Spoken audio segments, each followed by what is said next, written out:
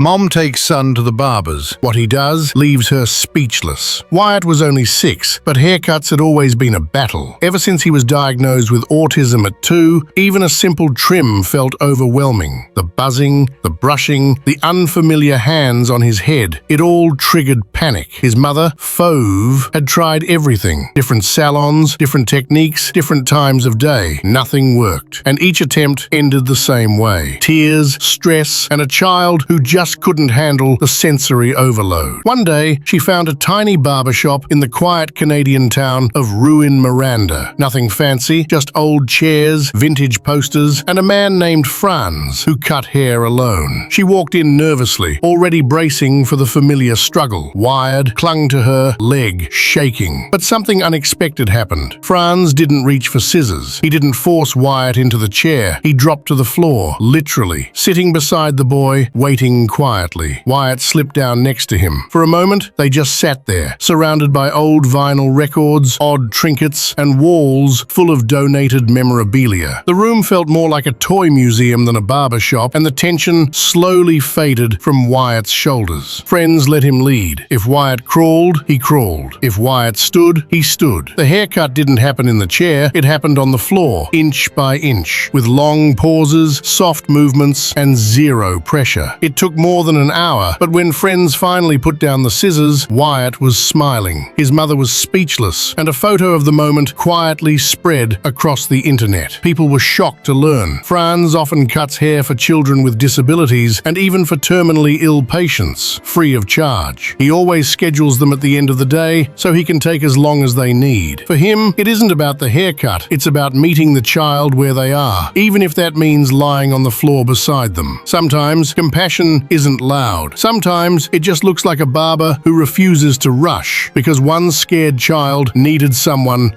who understood.